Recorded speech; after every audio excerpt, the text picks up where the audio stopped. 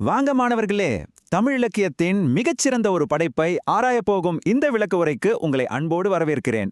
நான் உங்க பேராசிரியர் பேசுறேன். இன்னைக்கு நாம வெறும் வார்த்தைகளை மட்டும் மனப்பாடம் பண்ண போறது கிடையாது. மாறாக மாபெரும் ஒரு இறைவனையே ஒரு சின்ன குழந்தையா உருவகப்படுத்தி கொண்டாடுற ஒரு ஆழமான பக்தி இலக்கியத்துக்குள்ள ஒரு சுவாரஸ்யமான பயணத்தை மேற்கொள்ள போறோம். அதுதான் விசவத்தன முருகன் பிள்ளை தமிழ். உங்க நோட் புக்ஸ் எல்லாம் எடுத்துக்கங்க, ஏன்னா இது கண்டிப்பா ஒரு அற்புதமான மாஸ்டர் கிளாஸா இருக்க போகுது. சரி, இன்னைக்கு நாம என்னென்ன பார்க்க போறோம்னு இந்த பாடத்திட்டத்தை ஒரு முறை பார்த்துதலாம். முதல்ல பிள்ளைத்தமிழ் பத்தின ஒரு சின்ன அறிமுகம், அப்புறம் இதோட பண்பாட்டு பின்னணி, தெய்வத்தை குழந்தையா பாவிக்கிறதுனா என்ன, பாடல்கள்ல எப்படி ஆலய வழிபாடுகள் வருது, பக்தியில உள்ள உருவகங்கள், அப்புறம் கடைசியா ஒரு சின்ன வினாடி வினாவோட உங்களுக்கான மாணவர் மதிப்பீடு. பகுதி 1 பிள்ளைத்தமிழ் ஒரு அறிமுகம். அதாவது இதோட இலக்கிய கட்டமைப்பு என்னன்னு முதல்ல செட் பண்ணிக்குவோம். இப்போ இங்க பாருங்க, தாமர மலர் மேல மிக நேர்த்தியாவும் கம்பீரமாவும் வீற்றிருக்காரு இல்லையா இந்த ஆறுமுகப் பெருமான். இவர்தான் நம்ம காவியத்தோட ஹீரோ. இவ்வளவு பிரம்மாண்டமான, கொஞ்சம் கூட நெருங்க முடியாத ஒரு தெய்வத்தை கவிஞர் எப்படி தன்னோட சொற்களால நமக்கு ரொம்ப நெருக்கமான ஒரு சின்ன குழந்தையா மாத்துறாரு அப்படிங்கறத தான் நாம பார்க்க போறோம். அதை தெரிஞ்சுக்க உங்க நோட்புக்ல இந்த 2 முக்கியமான வார்த்தைகளை குறிச்சுக்கங்க. 1 பிள்ளைத்தமிழ் அப்படின்னா இறைவனையோ அரசர்களையோ குழந்தையா பாவித்து அவங்களோட செயல்களை புகழ்ந்து பாடுற ஒரு இலக்கிய வகை. அடுத்தது பருவம். ஒரு குழந்தை பிறந்து வளர்ற அந்த முதல் சில வருஷங்களை 10 வெவ்வேறு வளர்ச்சி நிலைகளா பிரிச்சு ஒவ்வொரு நிலைக்கும் 10 பாடல்கள் பாடுறது தான் இதோட ஸ்ட்ரக்சர். இந்த பேசிக்ஸ் புரிஞ்சாதான் கவிஞரோட முழு திறமையையும் நம்மால ரசிக்க முடியும். பகுதி 2 பண்பாட்டு பின்னணி 1982இல் வெளிவந்த ஒரு படைப்பு. இதுல ரொம்ப சுவாரஸ்யமான விஷயம் என்ன தெரியுமா? இதேதோ பல நூறு வருஷங்களுக்கு முன்னாடி எழுதப்பட்ட ஓலைச்சுவடி கிடையாது. இதோட வெளியீட்டு விவரங்களை கவனிச்சிங்கன்னா புரியும்.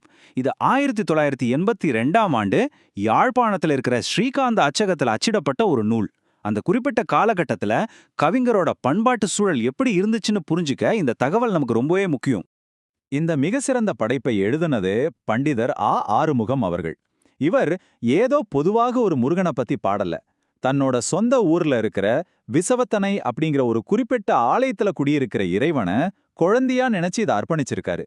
அந்த உள்ளூர் ஆலயத்தின் மேல அவருக்கு இருந்த ஆழமான பக்தி தான் இவ்வளோ பெரிய இலக்கியத்தை உருவாக்க காரணமா இருந்திருக்கு. அடுத்து பகுதி 3 தெய்வத்தை குழந்தையாக பாவித்தல், பிரபஞ்சத்தை சுருக்குதல்.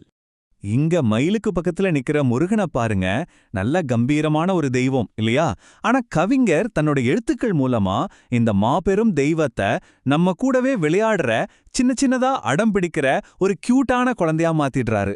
நினைச்சு பாருங்க, எல்லையற்ற ஒரு மாபெரும் இறை சக்திய நம்ம வீட்ல தவழ்ற ஒரு சின்ன குழந்தையா சுருக்குறது, அதுதான் இந்த இலக்கியத்தோட மிகப்பெரிய மாயாஜாலம். முத்த பருவத்துல வர்ற இந்த வரிகளை படிக்கும்போதே அந்த உணர்வு உங்களுக்குள்ள வரணும். செம்பவள வாயினால் எங்குல தெய்வமே திவ்யமுத் தந்தருகவே, அதாவது எங்கள் குல தெய்வமே, உன்னோட அந்த சிவந்த பவள மாதிரியான வாயால எனக்கு ஒரு திவ்யமான முத்தம் கொடு அப்படின்னு கவிஞர் உருகி கேட்கிறாரு. ஒரு சாதாரண பக்தனா இல்லாம ஒரு தாயாவோ தந்தையாவோ மாறி கொஞ்சிற அந்த உணர்வுபூர்வமான வரிகள் நிஜமாவே மெய்சில் இருக்க வைக்குதில்ல? இதை ரொம்ப சுலபமா புரிஞ்சுக்க நான் ஒரு உதாரணம் சொல்றேன். ஒரு பெற்றோர் தங்களுடைய குழந்தை மேல எந்த எதிர்பார்ப்பும் இல்லாம ரொம்ப ஆழமான நிபந்தனையற்ற அன்பை வைப்பாங்க, சரியா? அதே மாதிரியான ஒரு தூய்மையான அன்பு தான் இறைவனுக்கும் பக்தனுக்கும் இடையில இருக்கிற உண்மையான ஆன்மீக தொடர்பு. அதைத்தான் கவிஞர் இந்த இடத்துல ரொம்ப அழகா பிரதிபலிக்கிறார். பகுதி 4 பாடல்களில் ஆலய வழிபாடுகள், நேரடி அனுபவம். கவிதைக்கும் நேரடியான பக்திக்கும் உள்ள தொடர்பை இங்க பார்க்க போறோம். கவிஞர் வெறும் கற்பனையா மட்டும் கவிதையை எழுதல. செங்கீரை பருவத்துல வர இந்த வரிகளை கவனிங்க. பங்குனி பரணியிற் கொடியேற்ற நாள் தொட்டு அப்படின்னு பாடுறார். அதாவது தன் உள்ளூர் ஆலயத்துல நடக்கிற பங்குனி பரணி திருவிழாவையும் அங்க நடக்கிற கொடியேற்றத்தையும் நேரடியாக தன்னோட பாடல்ல கொண்டு வர்றார். ஒரு ஊரோட துடிப்பான திருவிழா கொண்டாட்டம் எப்படி அப்படியே ஒரு கவிதைக்குள்ள உயிரோட்டமா வந்திருக்கு பாருங்க. இது தென்னிந்திய கோயில் மரபுகள்ல எப்படி நடக்கும்னு நான் விளக்குறேன். முதல்ல திருவிழாவுக்கான ஏற்பாடுகள் எல்லாம் பிரம்மாண்டமா நடக்கும்.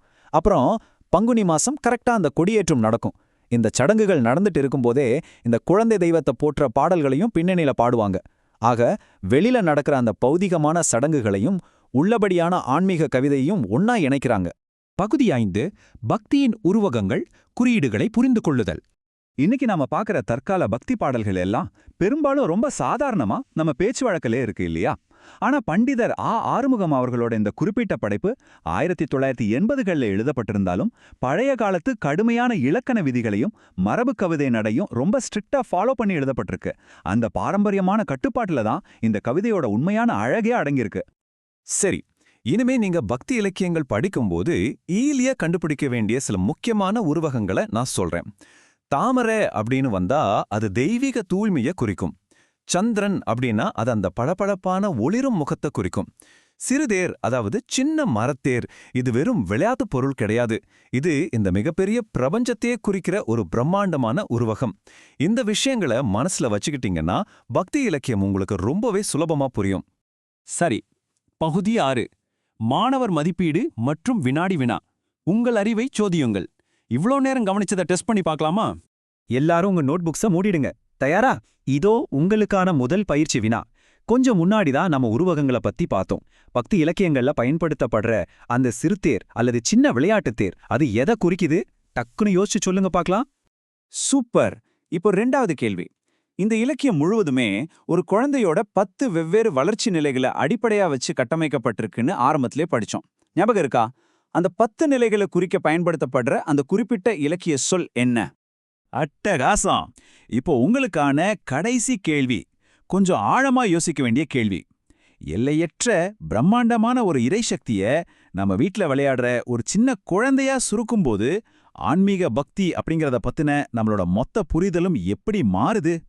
கடவுளை பார்த்து பயப்படுறதுக்கும் அவரை ஒரு குழந்தையா நடிச்சு கொஞ்சிறதுக்கும் உள்ள அந்த வித்தியாசத்தை உணர்றீங்களா? இந்த ஒரு சிந்தனையோட இன்னைக்கு நம்ம மாஸ்டர் கிளாஸை முடிச்சுக்கலாம். இந்த விளக்க உரை கண்டிப்பா தமிழ் இலக்கியம் மேல உங்களுக்கு ஒரு புது ஆர்வத்தை உருவாக்கியிருக்கும்னு நம்புறேன். அடுத்த கிளாஸ்ல பார்க்கலாம்.